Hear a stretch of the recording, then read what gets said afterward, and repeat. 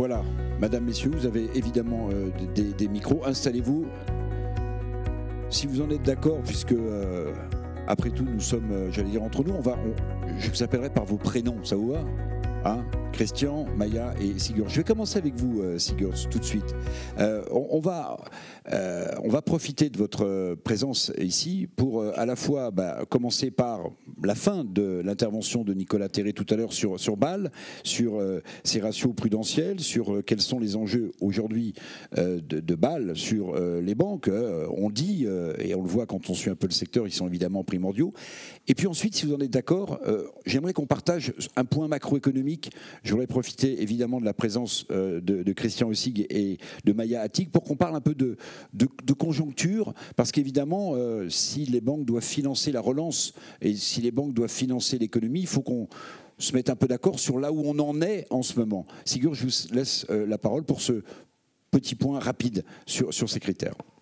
Okay, merci. Prenez un micro. Ah voilà, merci.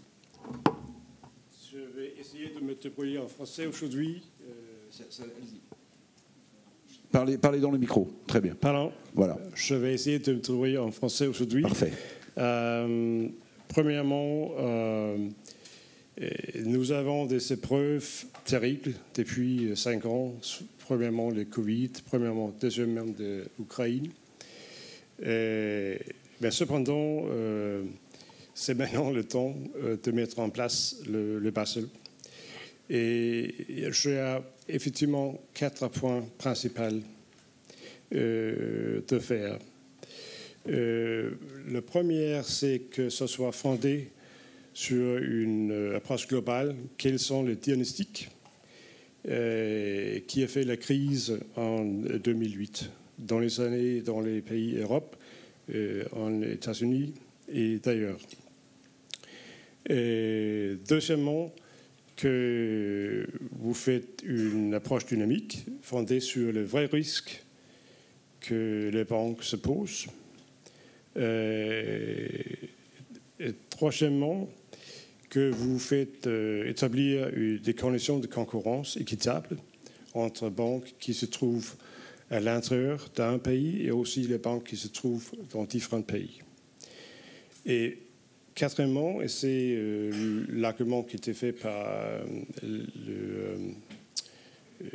le président de la groupe Econ,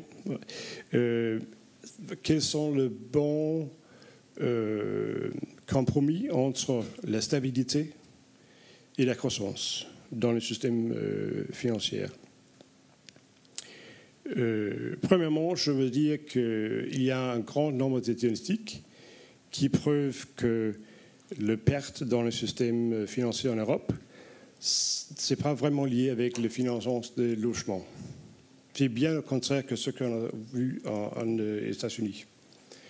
Donc, il ne faut pas forcer nécessairement le même système pour protéger la stabilité en Europe qu'en États-Unis. Deuxièmement, il y avait un mandat imposé par les G20. 3 choses.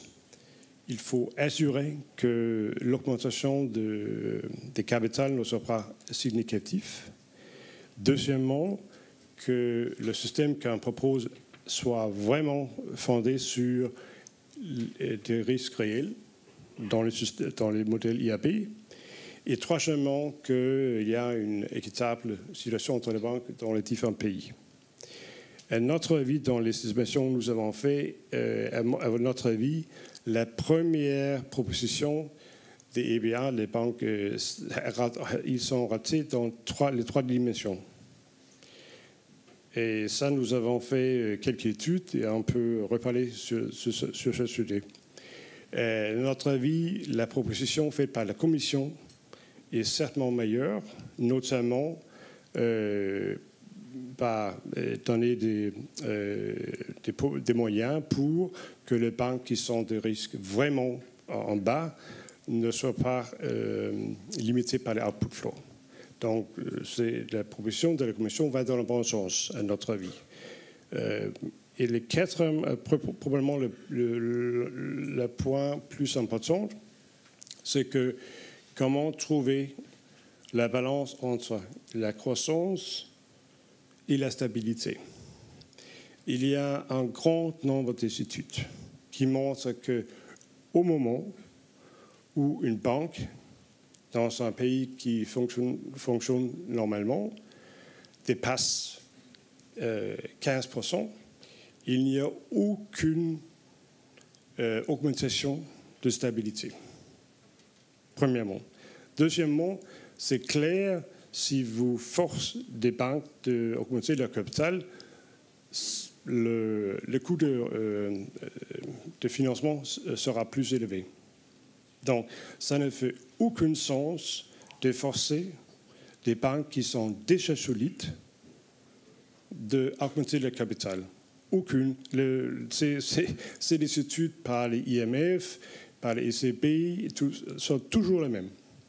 Donc, quand vous faites l'implantation en Europe, ce qu'il faut voir enfin, est-ce que les banques qui sont forcées de lever le capital, est-ce que c'est les banques qui sont déjà bien capitalisées ou non?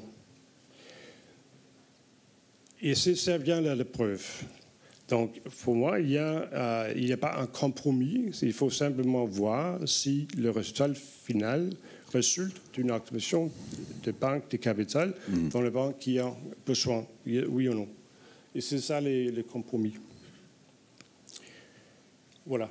Merci beaucoup, Sigurd. Alors, je voyais Maya Atti qui notait des petites choses, ainsi que Christian Ossig. J'aimerais vous faire réagir sur... Moi, j'ai trouvé une sorte de fil rouge, une phrase qui a été martelée par Sigurd, c'est le bon curseur entre croissance et stabilité. Alors, je ne résume pas tout votre propos très intéressant à cette seule phrase, mais vous l'avez prononcé à plusieurs reprises. Maya et Christian, votre réaction autour de cette idée de croissance et de stabilité. Christian Ossig, s'il vous plaît. Allez-y, le micro fonctionne. Parfait. Tout d'abord, 2 points avant de commencer. Premièrement, je suis un peu moins courageux que Sigurd, donc je dois m'excuser. Prudent, vous pouvez appeler ça. Je vais faire mes interventions en anglais. Si j'essaierais de faire ça en français, sûrement ça va vous amuser, mais vous n'allez pas comprendre ce que je vais dire. Christian, pour l'instant, c'est parfait. On ne s'amuse pas et on comprend très bien. Ça m'a pris 15 minutes de réfléchir sur ce point. Donc, à partir d'ici en anglais. Secondly, we are facing a lot of challenges. Nous faisons face à un très grand nombre de défis, pas seulement les banques, mais les sociétés en général. Et je dirais que la solution à ces défis sont des solutions européennes. Et c'est le sujet qui nous occupe aujourd'hui. Afin d'obtenir de bons résultats au niveau européen, il faut une coopération.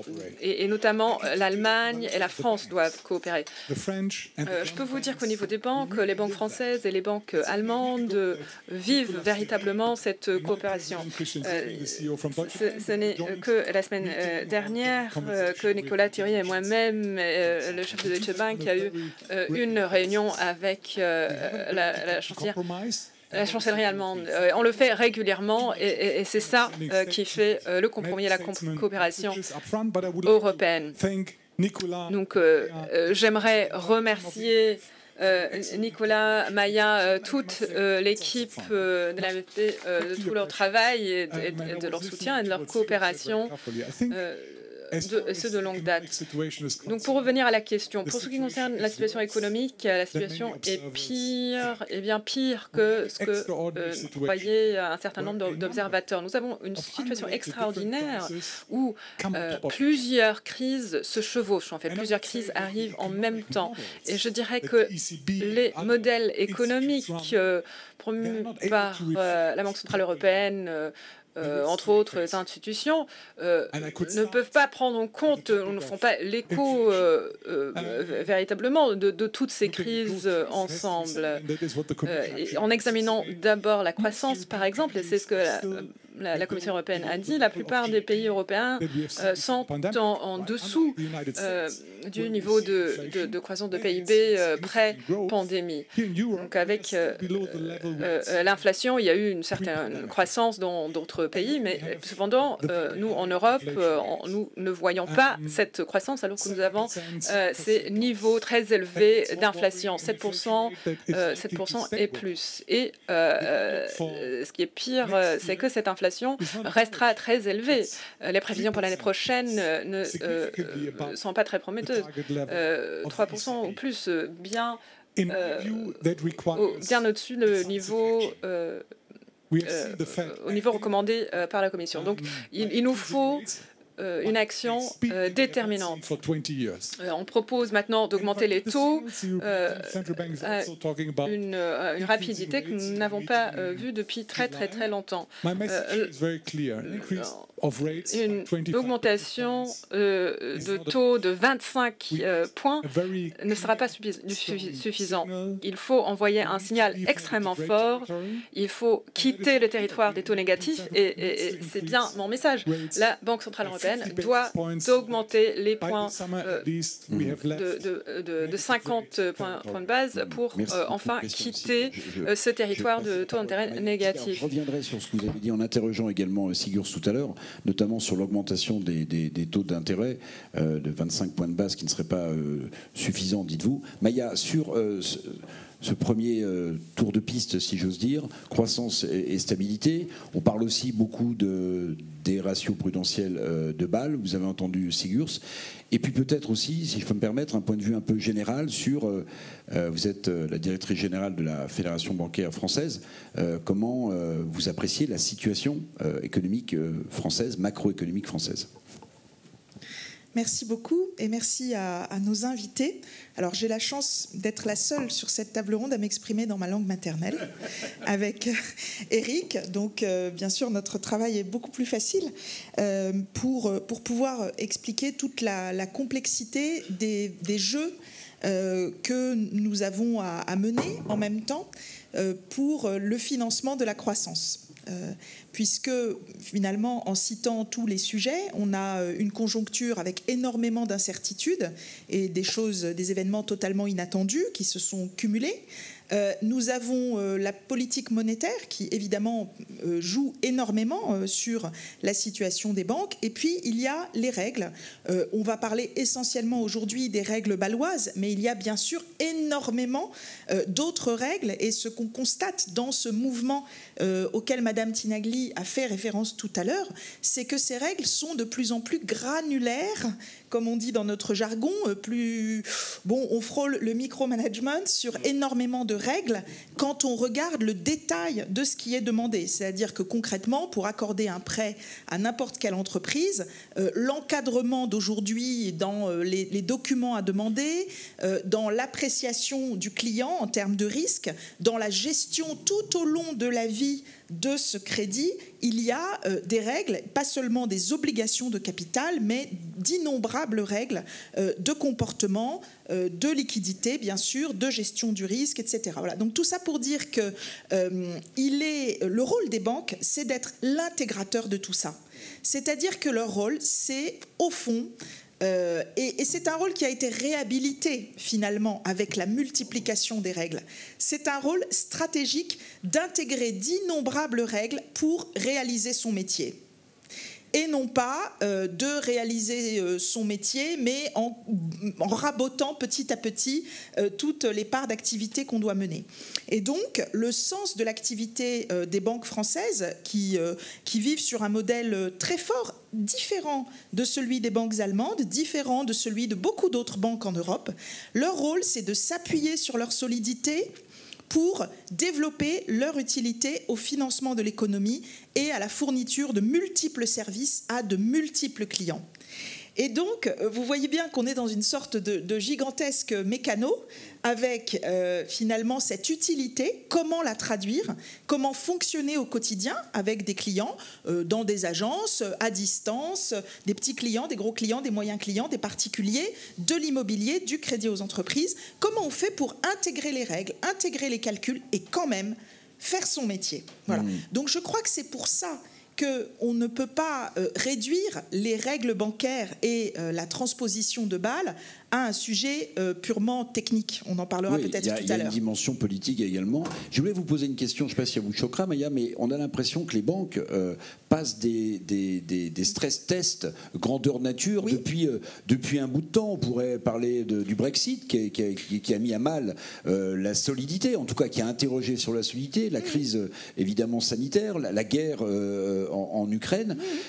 Tout ça, on peut parler de stress test grandeur nature. Oui, et Nicolas Terry l'a dit tout à l'heure, au fond, prouver dans des situations de stress intense, de stress réel, le sens de votre action, c'est quelque chose qui permet justement de ne pas se laisser guider uniquement par des règles qui sont respectées à chaque instant, hein, c'est pas le sujet, mais simplement de se dire le sens de mon métier, c'est d'être utile quand il faut. Autrement dit, de ne pas être là. Vous savez, il y a un vieil adage qui dit que on vous prête un parapluie quand il arrête de pleuvoir. Non, ce n'est pas vrai.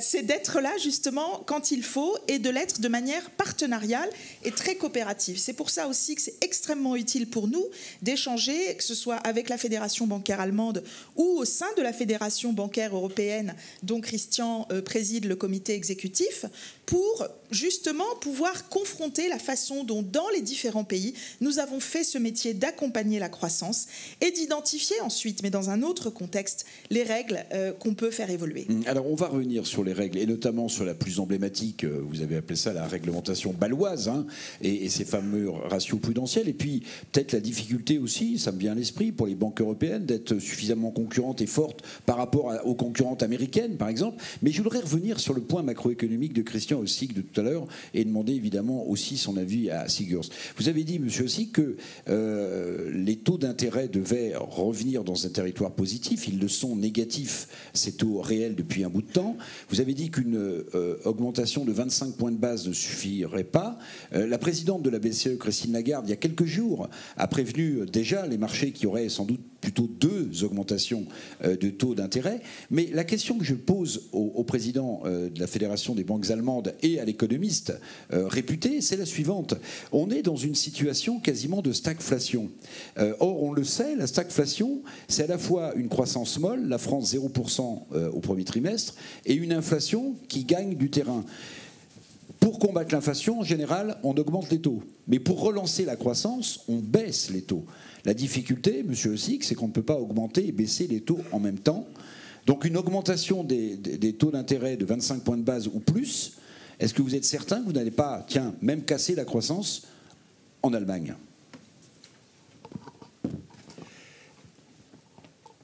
As I said before, I think from my point of view, we can call the current situation, the situation we are witnessing, we can call that stagflation. Nous, on peut l'appeler la stagflation, la situation.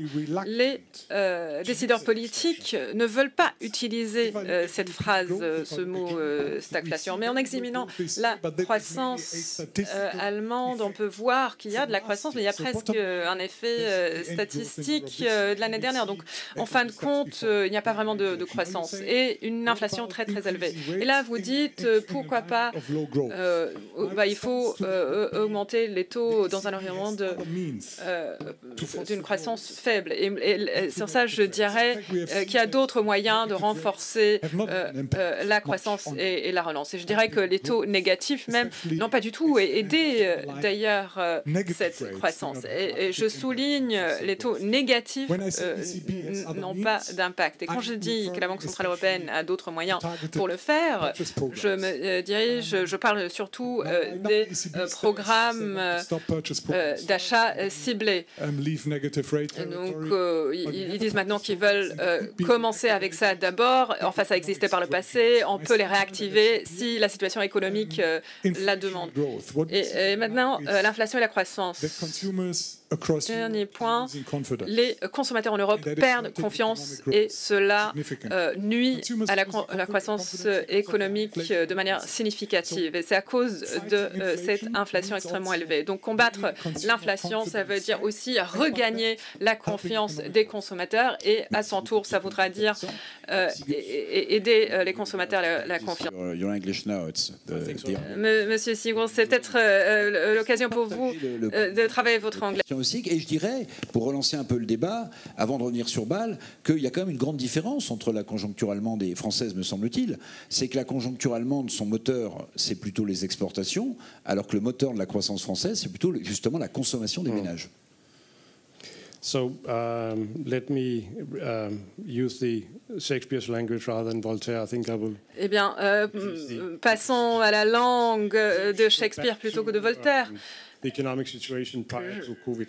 La situation économique avant la Covid aux États-Unis et en Europe, en fait, les niveaux d'inflation standard, pondérés, etc., déjà, je pense, ils auraient mérité des taux d'intérêt qui étaient 100, voire plus, points de base au-dessus du taux pré-Covid.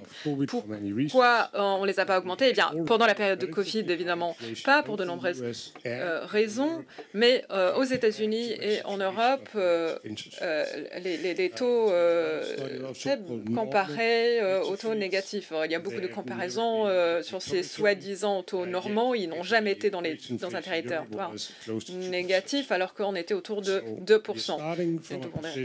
Donc, nous partons d'une position où la Fed et la BCE ont dû un retard dans leur réaction. Maintenant, on dit qu'il faut dépasser le seuil, 300 ou 400 points de base au-dessus de là où on se trouve actuellement. Oui, mais comment faire la conjonction avec les situations économiques actuelles? Donc, faisons une mise en contexte sur le PIB et la discussion sur les Bâle. Je suis tout à fait d'accord avec Christian. Quand on descend en territoire négatif et il y a d'autres soucis, il y a clairement pas d'impact positif sur la finance. En Europe, les taux d'intérêt n'ont pas été transmis aux consommateurs et donc c'est les banques qui absorbent ces coûts. Et en fait, il y a beaucoup d'exigences qui forcent les banques à tenir des actifs sécurisés. Et donc, en fait, on est en train de punir les banques. Et leur seule possibilité, c'est soit d'augmenter les taux d'intérêt qu'ils demandent pour le financement ou d'augmenter leurs prêts. Donc, clairement, il n'y a pas d'effet positif des taux d'intérêt négatifs. Cependant, si on regarde l'évolution des marchés financiers depuis quelques années, nous n'avons pas amélioré, nous n'avons pas augmenté la stabilité. Donc les deux objectifs pour une banque centrale, c'est d'aider la croissance d'abord, en contrôlant l'inflation et en mettant en place une stabilité de long terme. Et dans ma perspective, je suis très très claire là-dessus, les taux d'intérêt négatifs n'aident pas à la croissance et en fait créent des conditions d'une instabilité à long terme. Donc, quel est le lien avec Bâle? Eh bien, si on veut augmenter les taux d'intérêt avec 100 ou 200 points de base, est-ce que cela ne va pas créer ou provoquer des pertes dans le secteur financier et requérir donc plus d'investissement? Eh bien, nous avons deux piliers dans les réglementations de Bâle, pilier 1 et pilier 2, et ces réglementations, je pense, devraient se focaliser sur le long terme. Si chaque banque s'inquiète des pertes dans une situation des taux d'intérêt élevés et ils ont les stress tests, on voit que ça ne va pas aider. Alors, on va revenir évidemment sur Bâle et l'argumentation. Il y a, je disais, une différence entre la croissance allemande et française, moteur exportation, moteur consommation des ménages en France. Il y a aussi, me semble-t-il, un point important qu'il faut peut-être souligner, c'est que la BCE a un objectif d'inflation alors que la Fed américaine a un objectif de croissance. Ça, c'est important. Bon, c'est hérité de la Bundesbank allemande et de l'hyperinflation, mais Maya Attig, quand on voit le niveau d'endettement français, public, alors évidemment, ce n'est pas la même chose en Allemagne où ils dégagent des excédents budgétaires et parfois primaires. Mais quand on voit le niveau d'endettement, on se dit, qui peut financer une relance ou qui peut injecter des liquidités? Sans doute pas l'État qui est pécunier, qui explose les critères de Maastricht. Donc on se dit, alors les banques, quand on écoute Sigurds, très bien, mais vous avez des réglementations, vous avez cité Bâle, il y en a d'autres. Est-ce que pour vous, ces réglementations empêchent finalement un niveau d'investissement correct qui pourrait soutenir l'activité des entreprises? Je rappelais ce chiffre tout à l'heure. 1 euro immobilisé, pour des raisons ou pour d'autres, prudentielles ou pas, c'est 15 euros qui manquent aux entreprises pour financer leur développement et leur chiffre d'affaires. Donc, ces ratios prudentiels, ils empêchent réellement, un peu, beaucoup, passionnément, les banques d'investir dans une relance économique? Alors, je pense que plusieurs personnes dans la salle, issues des autorités publiques, diraient que non, bien sûr, et que la meilleure preuve en est, et que la distribution du crédit a été très dynamique, en particulier en France, depuis une dizaine d'années, du fait, et malgré, en tout cas, ça a contribué à la croissance française. Je le rappelle, on est le pays dans lequel la croissance des crédits à l'habitat et où aujourd'hui encore la croissance du crédit aux entreprises est parmi les plus élevées en zone euro. Et nous sommes aussi le pays où le taux d'acceptation des crédits demandés par les entreprises, quelle que soit la taille, des plus petites aux plus grandes, est le plus élevé. Des taux qui dépassent largement 85-90% d'acceptation des crédits. Et donc on pourrait dire, alors il y a des règles, elles ont été durcies, et pourtant la croissance continue, c'est bien la preuve que ça n'a rien à voir. En réalité, non, parce que ce que je disais tout à l'heure, c'est que les règles conduisent à faire des choix. Donc ça veut dire qu'il y a des segments que vous n'allez plus servir.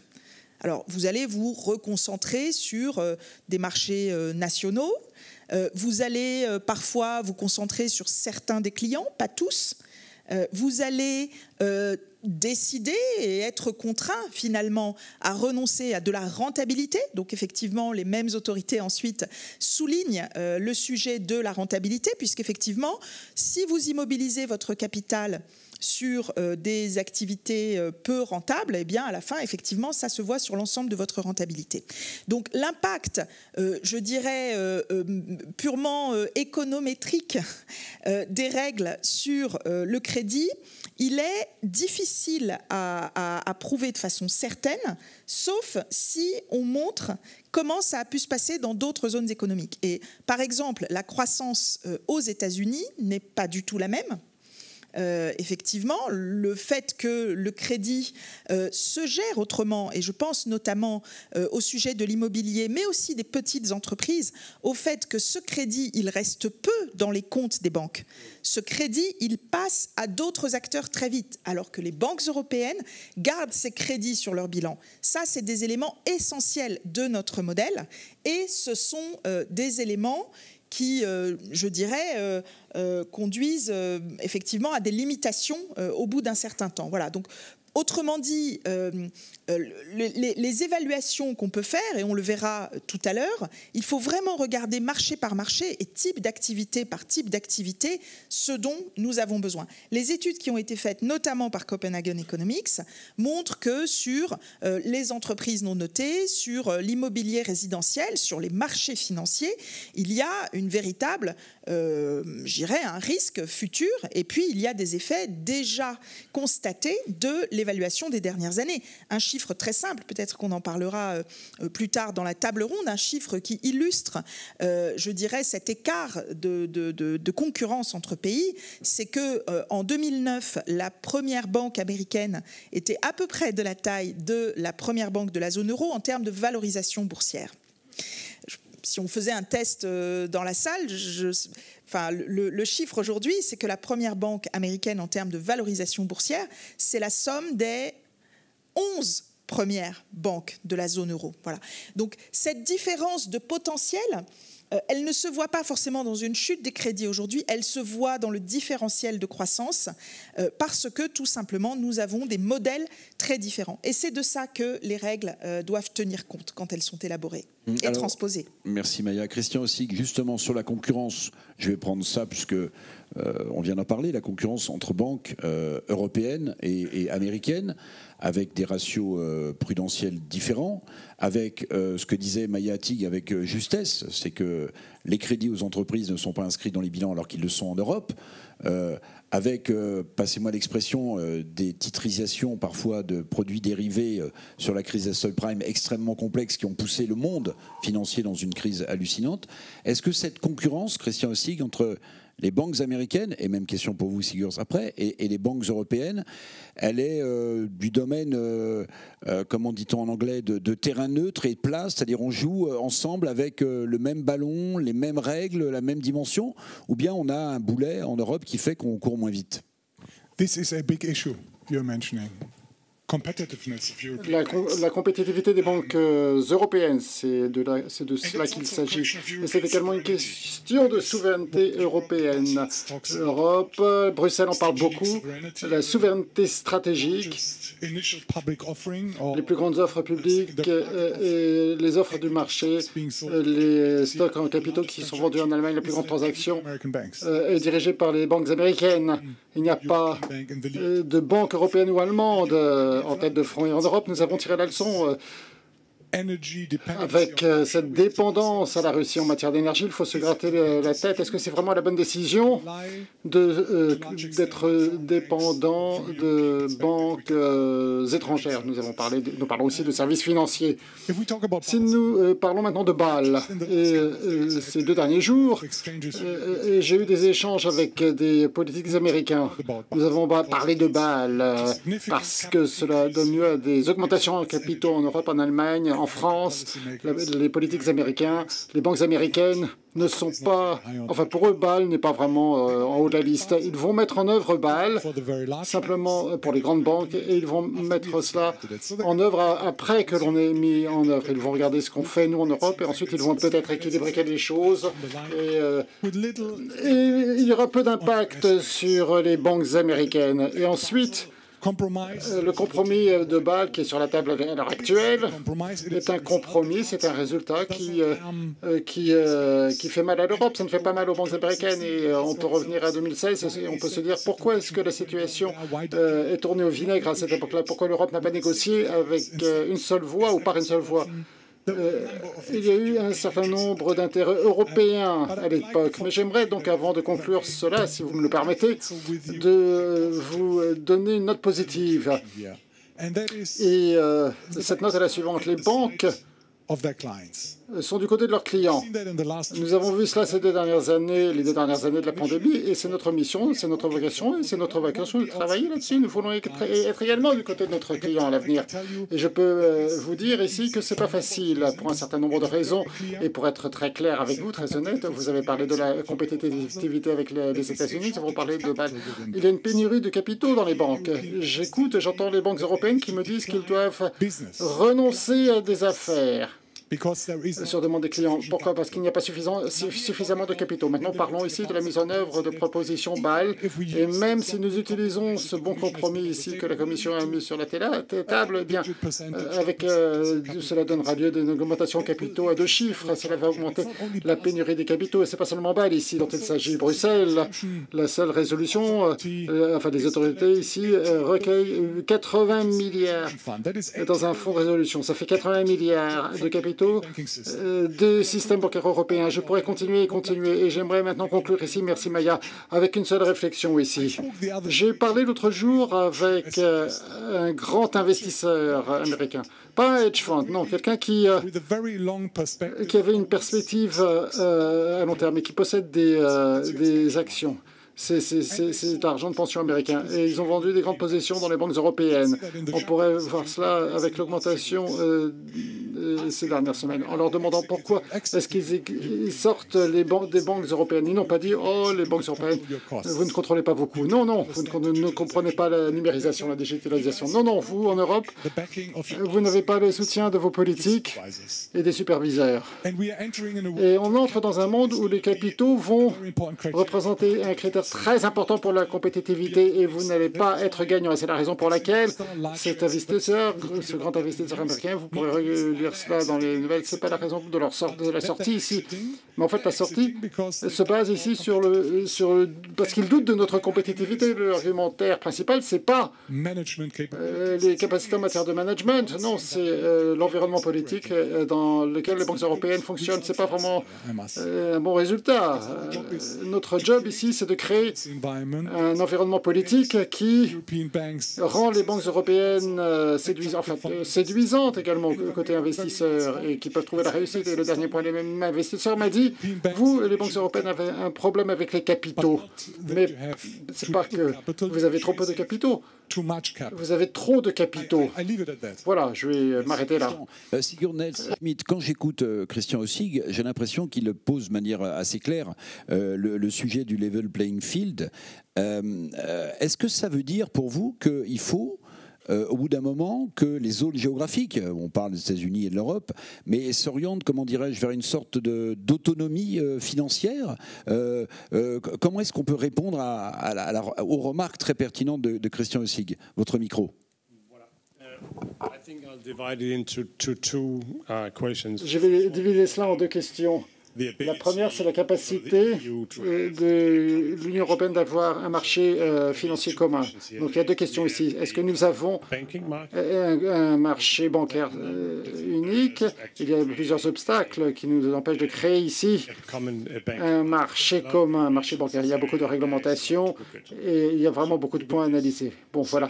Deuxièmement, je me suis engagé dans des travaux dans les venture capital et les marchés des capitaux privés. C'est incroyable de voir que l'Union européenne a un endroit, a beaucoup de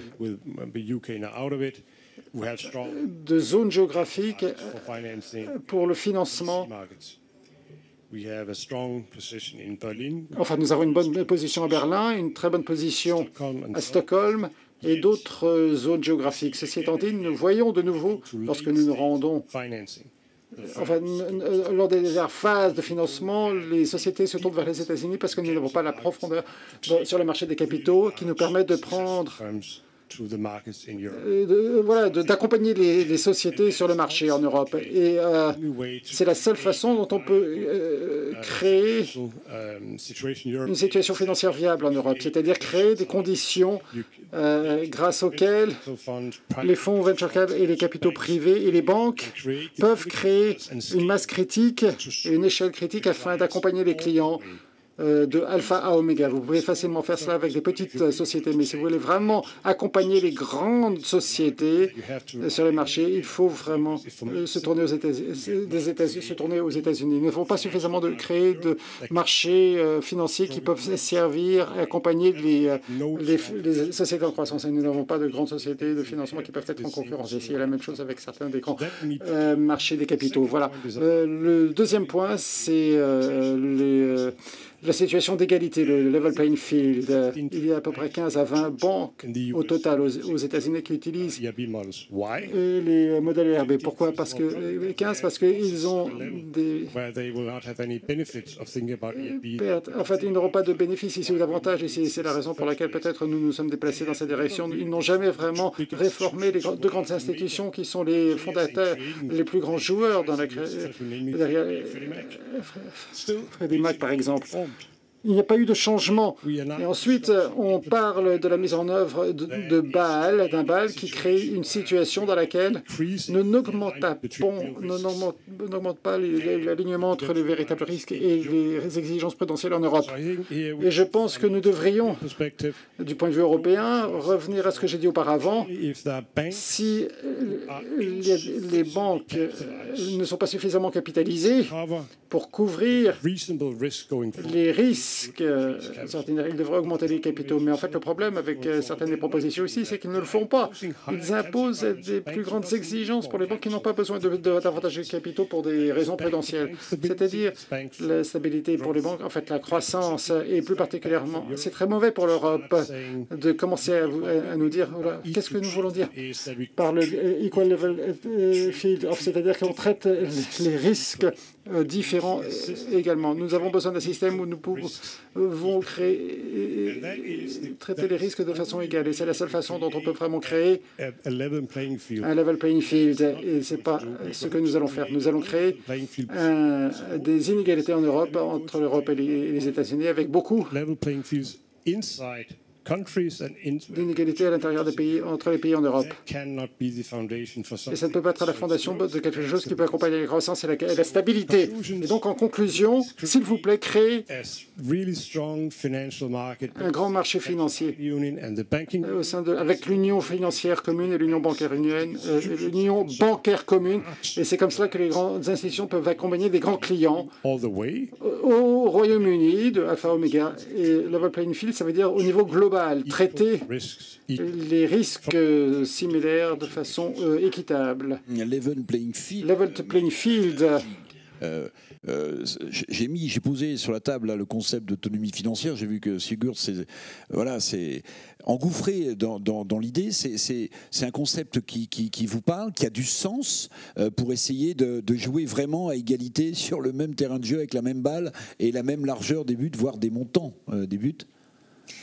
Oui, quand la Fédération bancaire française et puis la Fédération bancaire européenne ont travaillé sur les objectifs de la nouvelle législature européenne et du nouveau mandat de la Commission européenne, ce thème de souveraineté est ressorti très fortement, mais avec des implications très pratiques pour l'Europe. Non pas pour dire d'ailleurs il ne faut plus qu'il y ait d'acteurs non européens qui gagnent des parts de marché en Europe, c'est pas ça le sujet.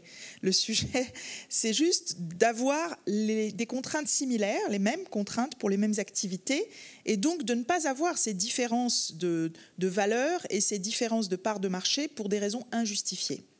Donc pour qu'il y ait des acteurs européens forts, il faut vraiment lutter contre cette fragmentation européenne. Ce qu'on appelle fragmentation dans ce jargon, c'est vraiment le fait que la situation des acteurs soit vue pays par pays, parfois entité par entité, et qu'on ne considère pas qu'il y a un marché unique de l'épargne, un marché unique du crédit. Et en fait, cet objectif de marché unique de l'épargne et du crédit, il est poursuivi depuis très longtemps. Moi, quand j'ai commencé ma carrière, c'était déjà une présidence française. Et j'ai repris le discours de l'époque, du président français de l'époque, qui était Laurent Fabius, ministre de l'économie et des finances. Et il a fait un discours absolument fantastique sur l'union des marchés, sur justement cette Europe bancaire et ce besoin pour une Europe bancaire et financière forte. En revanche, le thème de la compétitivité était moins présent parce qu'il y avait cette conviction que la priorité, c'était justement d'unifier le marché avec des règles similaires. Je pense que c'est là où devrait y avoir un regard sur le projet de l'Union bancaire. Pourquoi? Parce que c'est sur la table à Bruxelles. Le ministre des Finances en Irlande travaille dessus. En fait, c'est vraiment un effort qu'il a déployé. Ça fait des mois et nous nous demandons tous est-ce qu'il va générer des résultats. Mais c'est vraiment une très grande priorité, l'Union bancaire. Maintenant, je l'ai dit au départ, les solutions sont en Europe. Comment est-ce que je pourrais être contre l'union bancaire? Non, je ne vais pas faire cela. Mais permettez-moi de vous dire que l'union bancaire, pour nous, c'est ce que Maya a décrit à l'instant. Ça devrait être l'intégration des marchés. Ça devrait être, non pas avoir 27 marchés avec leurs propres règles. Non, ça devrait être des marchés où les capitaux et les liquidités peuvent circuler librement. Nous n'avons pas cela dans les services financiers. Et c'est vraiment drôle.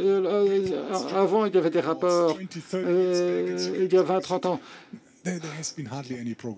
On n'a pratiquement pas fait de progrès depuis. Maintenant, l'union bancaire est un projet à Bruxelles, c'est sur la table, mais ce n'est pas sur l'intégration des marchés. Et je suis en faveur de faire des progrès en Europe et de finaliser l'union bancaire.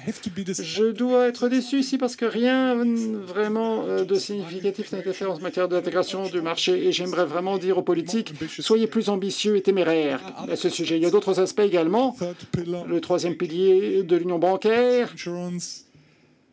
Nous savons que c'est connecté, donc il y a des articulations, toutes ces problématiques. En fait, il y a des articulations entre toutes ces problématiques. Il y a vraiment des plus petits États membres qui disent on a besoin de l'assurance potentielle afin d'accepter l'intégration des marchés. Je ne suis pas tout à fait sûr de comprendre la logique derrière cela, mais je vois que c'est une nécessité politique.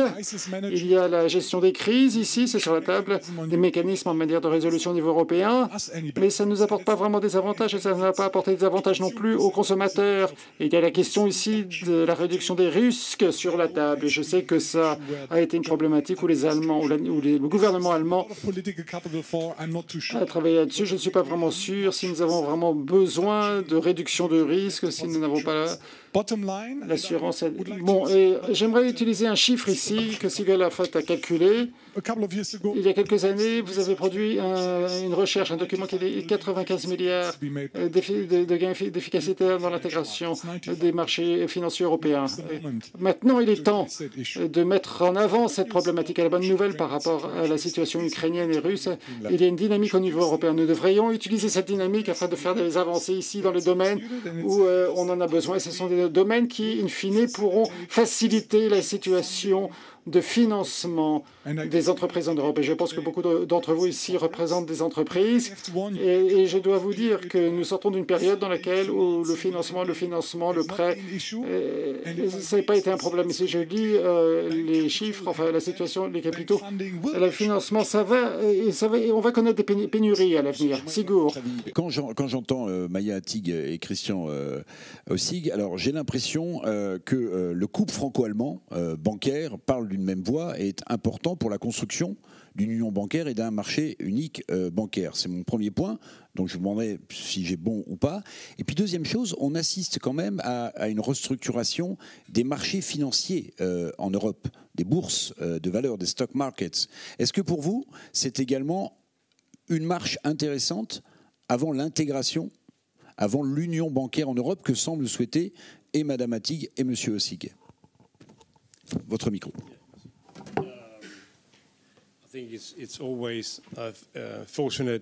Bon, c'est toujours bien si deux grands acteurs font quelque chose ensemble et qui pourra servir les intérêts européens. Et si ça sert les intérêts européens, je pense que oui, c'est bien. Il y a également un certain nombre de connexions politiques, d'après moi, entre ce que vous voulez de l'union bancaire et ce qui est essentiel ici pour la création de marchés communs. Et ça, c'est une discussion autour des remises. Enfin, voilà, c'est une question de dépôt, pardon, les dépôts. On a besoin de faire des compromis ici sur certaines choses. Enfin, on verra comment ça se passe. Mais en fait, pour être simple ici, pour clarifier les choses, l'Europe a besoin d'institutions financières plus grandes dans plusieurs secteurs. Ça peut être les marchés des capitaux, ça peut être les grandes transactions bancaires. On ne pourra pas les créer si les banques n'ont pas un marché qui peut avoir une masse critique suffisante pour être en concurrence. Et pour moi, c'est pas simplement le fait qu'on doit être en concurrence avec les États-Unis. Non, ça c'est le genre de... Non, c'est pas cela. Il faut servir les clients en Europe. Et on ne peut pas faire cela si nous ne créons pas des institutions bancaires et financières qui peuvent servir les clients au niveau européen, à une plus grande échelle européenne, et des plus grands clients également. Donc, je suis tout à fait d'accord là-dessus. Donc, il ne faut pas que ce soit un concours entre un continent et l'autre continent. Il faut se focaliser sur ce dont on a besoin ici en Europe, c'est-à-dire le secteur bancaire et l'union bancaire et l'union des marchés des capitaux.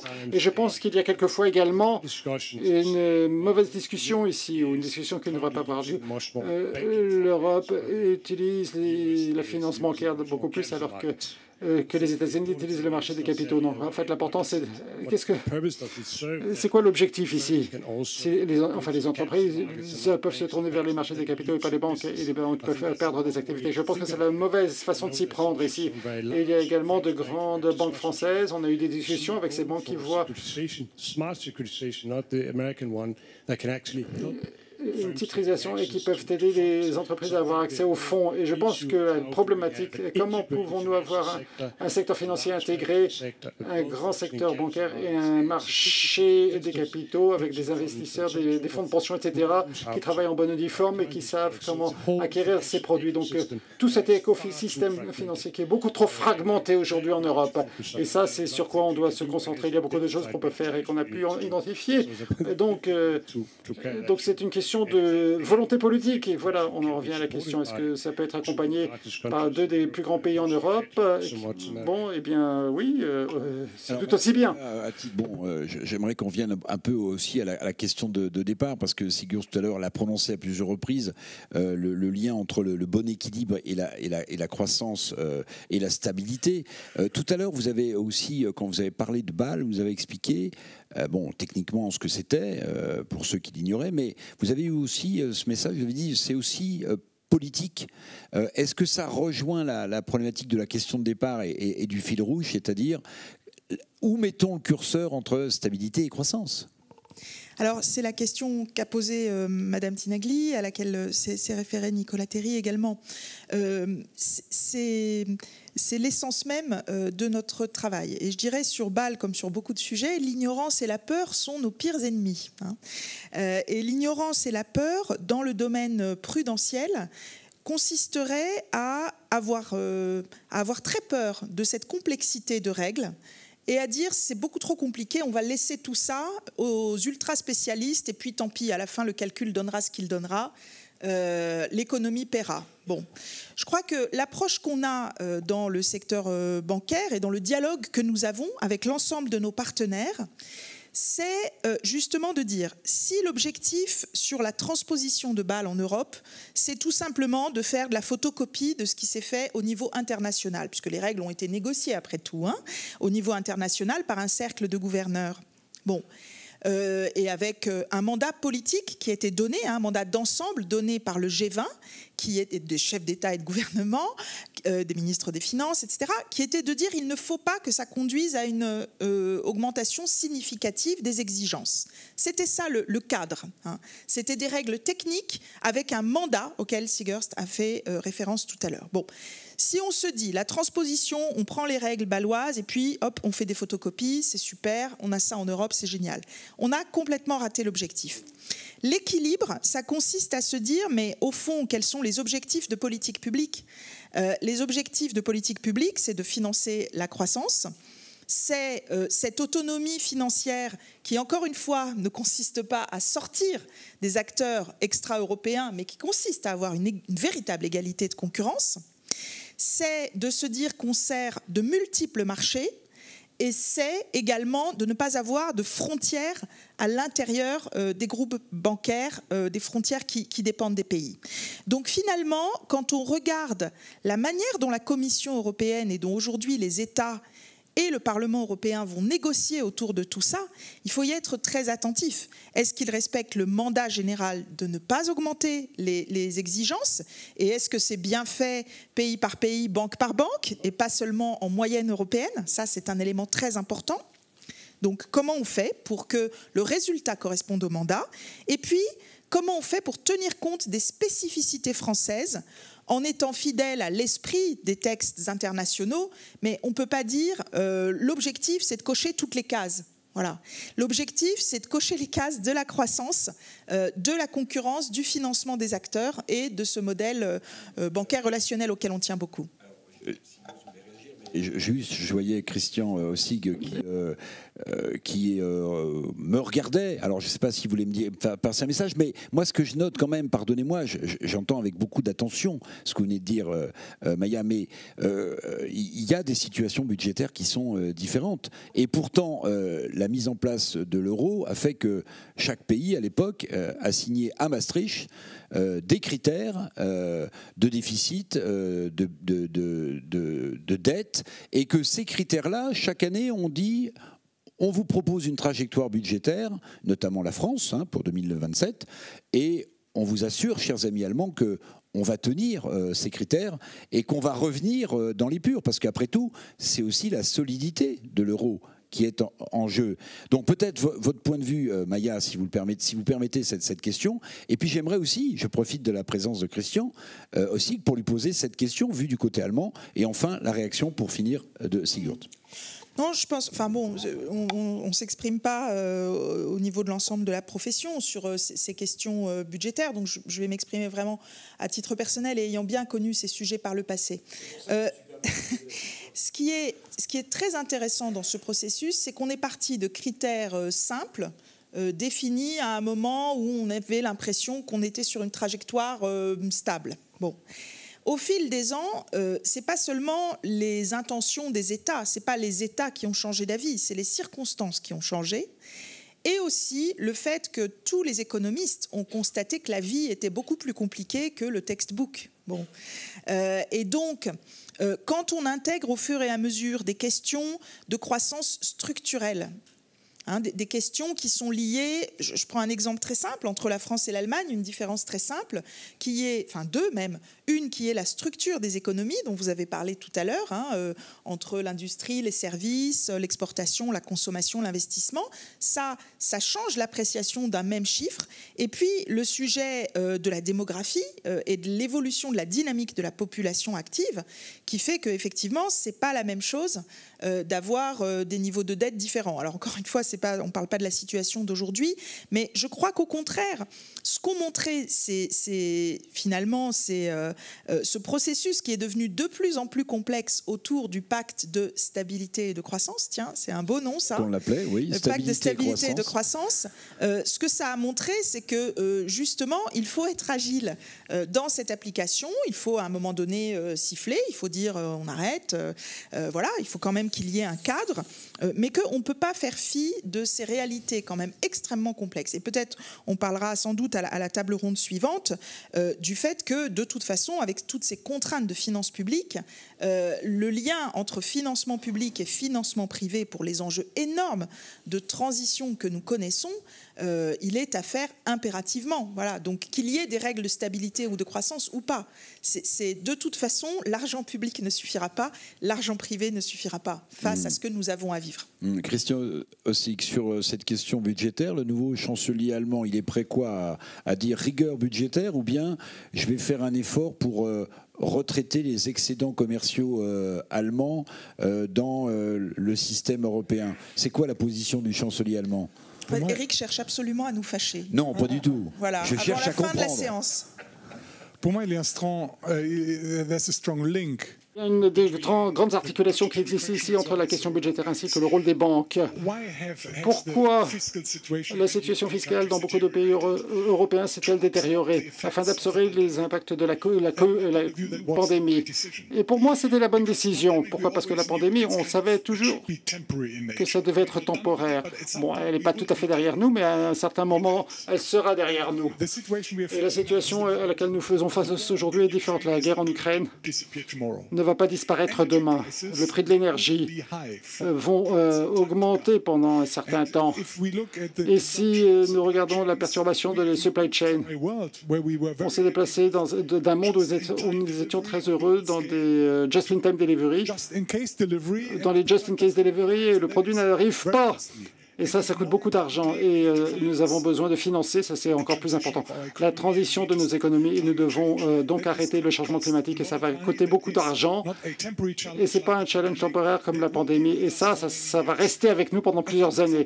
Et les fonds publics ont une limite. Et c'est la relation avec le secteur bancaire. C'est pour cela que nous avons besoin de banques robustes, de marchés des capitaux robustes, plus que jamais auparavant. Je vois que les politiques européens comprennent cela. Donc généralement parlant, nous avons besoin maintenant de traduire cela dans des règles qui permettent au secteur bancaire en Europe de pouvoir répondre en bonne et due forme à tous ces défis, à relever ces défis. Et une dernière réflexion. Je vois Nicolas Serry qui est juste devant nous. Il a parlé des marchés européens. Nicolas, très bon. Enfin, on n'a pas parlé des opérations, mais ce serait vraiment une question intéressante ici.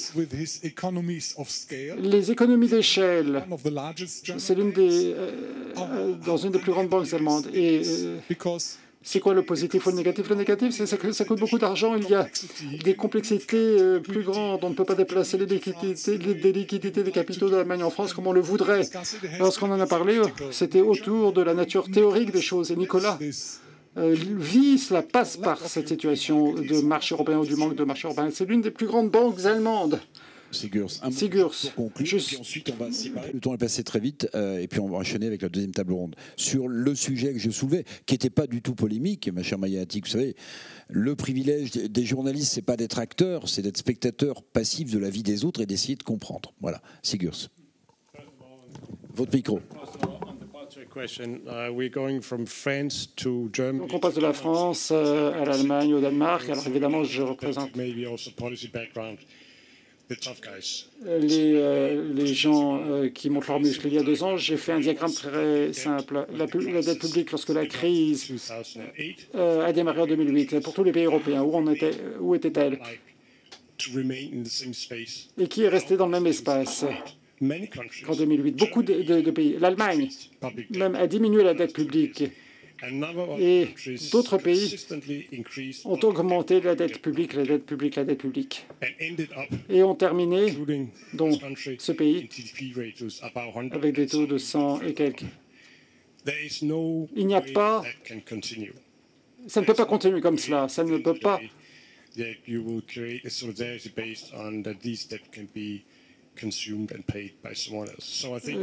s'attendre à ce que quelqu'un paye pour cela. Donc il y a une problématique ici fondamentale en matière de réforme sur le marché du travail et des systèmes de pension dans ces pays. Et oui, ça doit se produire. Voilà. Et si vous y réfléchissez, ces pays ont été épargnés, beaucoup d'argent est épargné. Donc beaucoup de pays dans 5 ans, la dette va servir. Il y aura une augmentation. En fait, il y aura faillite ici, sauf si on fait quelque chose entre-temps. Donc il doit y avoir quelque chose. Quelque chose doit se produire. Mais ce n'est pas tout à fait lié à la question qui a déjà été posée ici. Donc, étant donné que la finance sera contrainte ici, quels sont les domaines?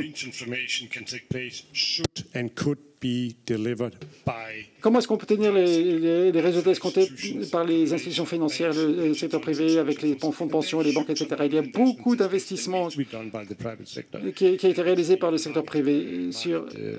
et accompagné par des politiques vertes. Donc, on n'a pas nécessairement besoin de beaucoup d'argent de la part du secteur public. Il faut vraiment être malin ou intelligent par rapport au financement et les conditions. Pourquoi? Parce que ce n'est pas seulement la bonne méthode ici, mais simplement pour la simple raison que les pays dont j'ai parlé ici, s'ils commencent à appréhender la question financière,